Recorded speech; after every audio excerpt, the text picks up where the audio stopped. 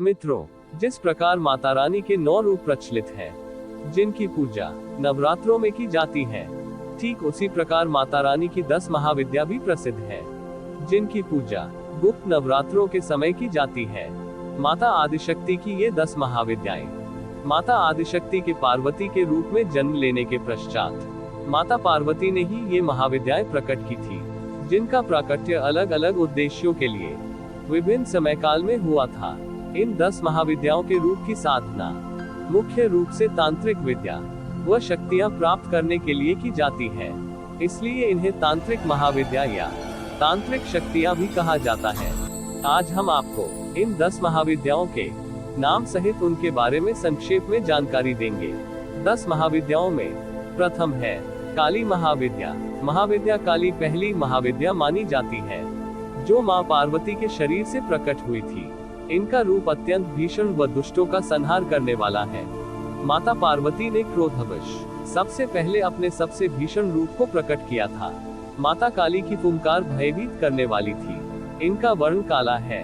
इनके केश खुले हुए व अस्त व्यस्त है। माता के वस्त्र नहीं है, वे नग्न अवस्था में है। ये गले व कमर में राक्षसों की मुंडियों की माला पहनती है। केवल यही इनके वस्त्र हैं। इनके नेत्र 3 और 4 हाथ है। इनकी जीभ अत्यधिक लंबी और रक्त से भरी हुई है।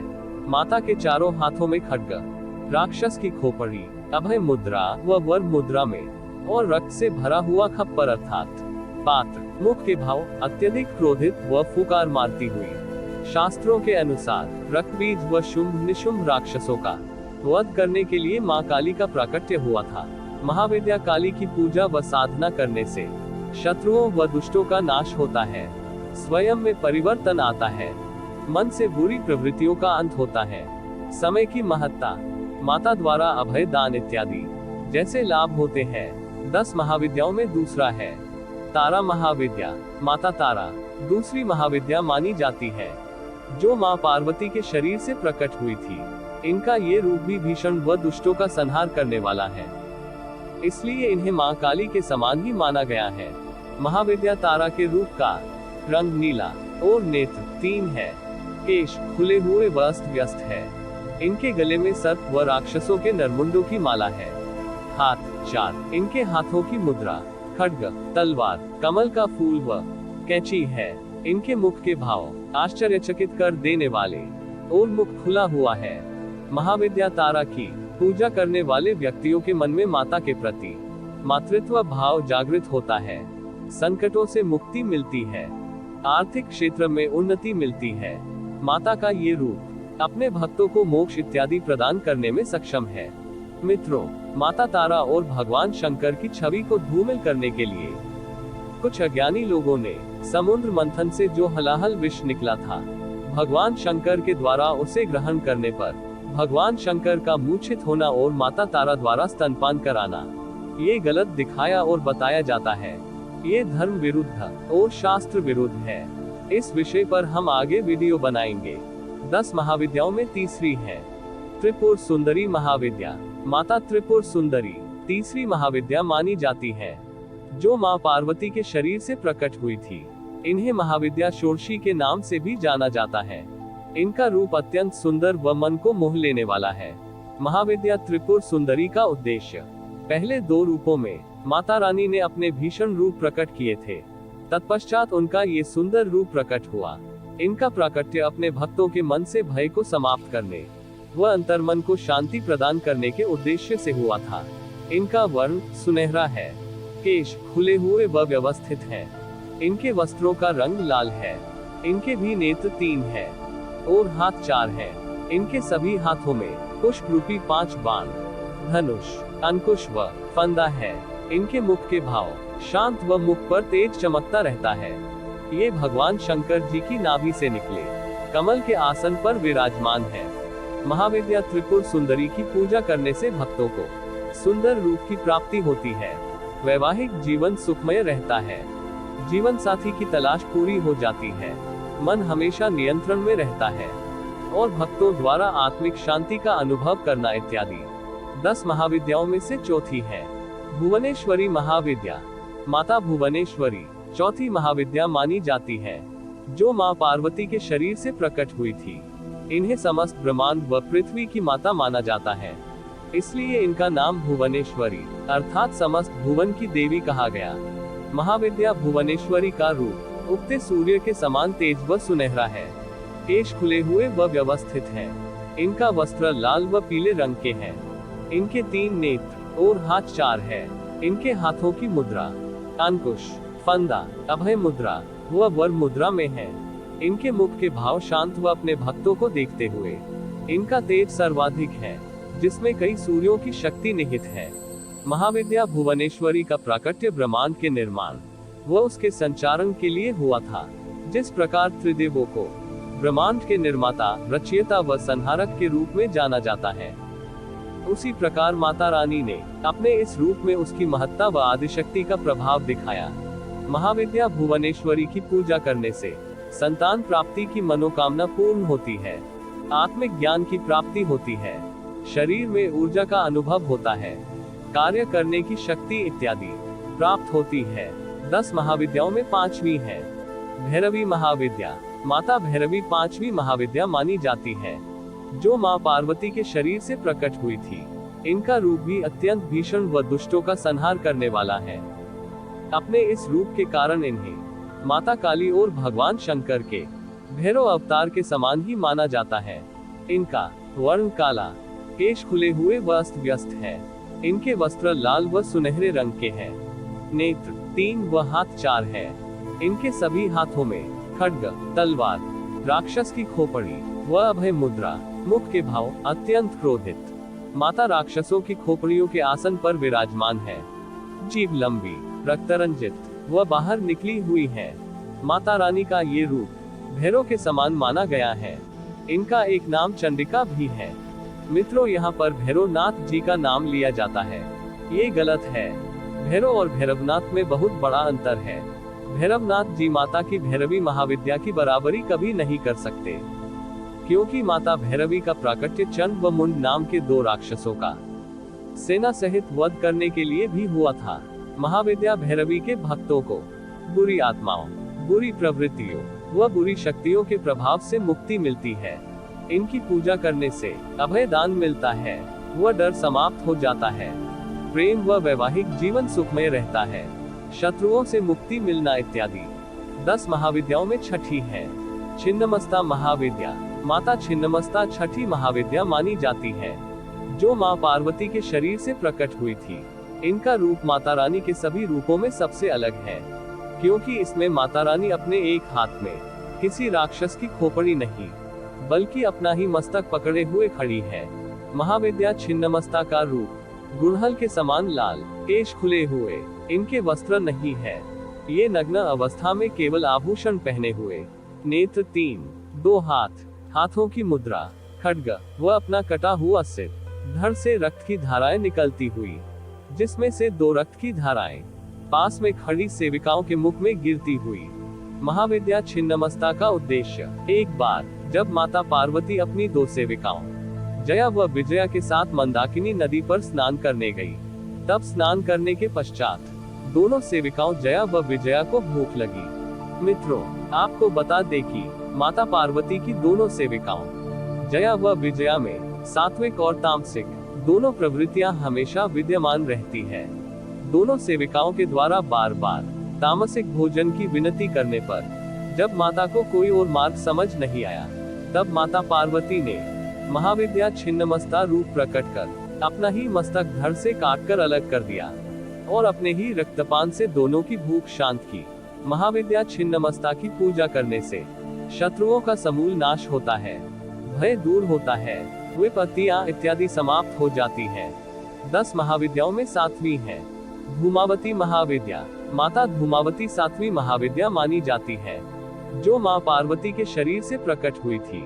इनका रूप अत्यंत दुखदायी, बूढ़ा, दरिद्र, व्याकुल, भूखा व विधवा का भी है। माता रानी के इस रूप को इनके निम्न अवगुण के कारण इन्हें अलक्ष्मी व ज्येष्ठा भी कहा जाता है। महाविद्या धूमावती का वर्ण श्वेत, केश खुले हुए, मैले व अस्त व्यस्त है, वस्त्र भी श्वेत है। नेत्र 2, हाथ 2, हाथों की मुद्रा हाथ में टोकरी व अभय मुद्रा में है। माता के मुख पर बेचैनी, व्याकुलता, दुख, संशय, थकान आदि भाव दिखाई देते हैं। माँ का शरीर अत्यंत बूढ़ा व झुर्रियों वाला है। कपड़े भी एकदम मैले व कटे फटे हुए हैं। ये बिना घोड़े के रथ पर विराजमान है और जिसके शीर्ष पर कौवा बैठा है। महाविद्या धूमावती का प्रकट होने का कारण। एक बार की बात है, मल्लय और मणि नामक दो भाई राक्षस थे। उन्होंने माता पार्वती के काली महाविद्या की घोर तपस्या कर उनसे वरदान मांगा कि जब भी हमें आवश्यकता होगी आपको हमारी रक्षा करनी होगी। तत्पश्चात भगवान शंकर के अघोरा रूप से उन दोनों राक्षसों का युद्ध हुआ। अघोरा द्वारा एक राक्षस मणि का वध हो जाने के पश्चात दूसरे राक्षस मल्लय ने माता काली का आवाहन कर रक्षा करने की प्रार्थना की। माता काली प्रकट हुई और वे भगवान शंकर के अघोरा रूप से युद्ध करने लगी। जब अघोरा का बल माता काली के सामने क्षीण होने लगा, ये देख भगवान शंकर वहां प्रकट हुए। माता रानी से भगवान शंकर ने मार्ग से हट जाने का आग्रह किया, लेकिन माता नहीं हटी और क्रोधवश भगवान शंकर को निगलने के लिए अपना मुख खोला। भगवान शंकर माता का अपमान न हो इसलिए वे अपनी स्वेच्छा से माता के उदर में चले गए। इसी कारण से माता का ये रूप विधवा का है। आत्मग्लानि के कारण माता रानी का ऐसा रूप हो गया। माता पार्वती के इसी रूप को धूमावती महाविद्या के रूप में जाना जाता है। महाविद्या धूमावती की पूजा करने से संकटों का हरण होता है, घर से नकारात्मकता समाप्त होती है, सकारात्मक ऊर्जा का अनुभव होता है, हर प्रकार की बीमारियां शरीर से दूर रहती हैं, भूख शांत होती है इत्यादि। 10 महाविद्याओं में 8वीं है बगलामुखी महाविद्या। माता बगलामुखी 8वीं महाविद्या मानी जाती है, जो माँ पार्वती के शरीर से प्रकट हुई थी। इस रूप में माता रानी एक मृत राक्षस के शरीर पर बैठी हुई और अपने एक हाथ से राक्षस की जिह्वा पकड़े हुई है। महाविद्या बगलामुखी का रूप सुनहरा है, केश खुले हुए वस्त व्यस्त है, वस्त्र पीले, नेत्र 3, हाथ 2, हाथों की मुद्रा बेलन के आकार का शस्त्र वह राक्षस की जिह्वा पकड़े गए हैं और इनका वाहन बगुला है। मुख के भाव डराने वाले हैं। महाविद्या बगलामुखी का उद्देश्य। एक बार त्रिखुर नामक दैत्य ने भगवान ब्रह्मदेव से वरदान पाकर सृष्टि में भयंकर तूफान से बहुत तबाही मचा दी थी। वरदान के कारण कोई भी देवी देवता उस तूफान को नहीं रोक सके। तब माता पार्वती ने बगलामुखी रूप प्रकट कर तूफान को शांत किया और त्रिखुर राक्षस का वध किया। महाविद्या बगलामुखी की पूजा करने से शत्रुओं का समूल नाश व उन पर लगाम लगता है।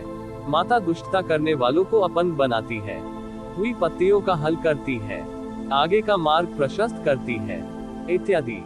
10 महाविद्याओं में मातंगी 9वीं महाविद्या मानी जाती है, जो माँ पार्वती के शरीर से प्रकट हुई थी। माता रानी का ये रूप सबसे अनोखा है, क्योंकि आपने कभी नहीं सुना होगा कि भगवान को झूठन का भोग लगाया जाता है, लेकिन भगवान को झूठन का भोग लगाया जा सकता है यदि व्यक्ति भगवान का अनन्य भक्त हो, मन में भगवान के प्रति पूर्ण श्रद्धा हो, पूर्ण निष्ठावान हो, भगवान में अटूट विश्वास हो और वह समय पर स्वच्छ भोग लगाने में असमर्थ हो, जैसे भगवान श्री राम को सबरी ने झूठे बेर खिलाए थे। मित्रों, यदि ये सब गुण व्यक्ति में नहीं है तो भगवान और किसी भी देवी देवता को झूठन का भोग नहीं लगाना चाहिए, ये पाप है। महाविद्या मातंगी को भी स्वच्छ भोग ही लगाया जाता है। महाविद्या मातंगी का वर्ण गहरा हरा है, केश खुले हुए व व्यवस्थित है, वस्त्र लाल, नेत्र 3 व हाथ 4 है, अस्त्र शस्त्र व हाथों की मुद्रा तलवार, फंदा, अंकुश व अभय मुद्रा में है। मुख के भाव शांत व आनंदमय है। माँ सरस्वती के समान वीणा धारण किए हुए हैं, जिस कारण इन्हें तांत्रिक सरस्वती भी कहा जाता है। एक बार जब भगवान शंकर, माता पार्वती, विष्णु व लक्ष्मी भोजन कर रहे थे, तब माता पार्वती और भगवान शंकर जी के हाथ से भोजन के कुछ अंश नीचे गिर गए। उसी भोजन के अंश से माँ मातंगी का प्राकट्य हुआ था। महाविद्या मातंगी की पूजा करने से बुद्धि व विद्या का विकास होता है, कला व संगीत के क्षेत्र में उन्नति होती है, वाणी पर नियंत्रण व वाणी मधुर बनी रहती है, जादू टोना या माया के प्रभाव से मुक्ति मिलना इत्यादि। 10 महाविद्याओं में कमला महाविद्या, माँ कमला 10वीं व अंतिम महाविद्या मानी जाती है, जो माँ पार्वती के शरीर से प्रकट हुई थी। इन्हें माता लक्ष्मी के समान ही माना गया है, अर्थात इन्हें तांत्रिक लक्ष्मी भी कहा जाता है। महाविद्या कमला का वर्ण सुनहरा व तेज से भरा हुआ है। केश खुले हुए व व्यवस्थित हैं। वस्त्र लाल, नेत्र 3, हाथ 4, अस्त्र शस्त्र व हाथों की मुद्रा 2 हाथों में कमल पुष्प और 2 हाथ अभय व वरदान मुद्रा में है। मुख के भाव शांत, सुखकारी व आनंदमयी है। कमल पुष्प से भरे हुए सरोवर में आसपास 4 हाथी जल से अभिषेक करते हुए सृष्टि के विस्तार के समय माता आदिशक्ति की 10वीं महाविद्या कमला से ही माता लक्ष्मी का अवतरण हुआ था। इसलिए माता रानी का एक रूप मां लक्ष्मी भी है। इसी रूप को प्रदर्शित करने के लिए मां पार्वती ने अपने कमला रूप को प्रकट किया था। महाविद्या कमला की पूजा करने से आर्थिक स्थिति में सुधार होता है, व्यापार व नौकरी में उन्नति होती है, सुख व वैभव में वृद्धि होती है, सभी इच्छाओं की पूर्ति होना इत्यादि। मित्रों, आज हमने माता रानी की 10 महाविद्याओं के बारे में संक्षिप्त में जाना। बस आज के लिए इतना ही। तो मिलते हैं एक नई वीडियो के साथ। अगर आप माता रानी की इन 10 महाविद्याओं की कृपा पाना चाहते हैं तो इस वीडियो को लाइक करके शेयर जरूर करें और कमेंट बॉक्स में जय माता दी लिखना न भूलें। मित्रों, इन महाविद्याओं की आराधना नहीं करनी चाहिए, क्योंकि ये महाविद्याएं सृष्टि में सबसे बड़ी तंत्र महाविद्याओं में आती है। इनकी आराधना किसी श्रेष्ठ गुरु के बताए हुए तरीके से और उनकी देखरेख में ही करें। धन्यवाद।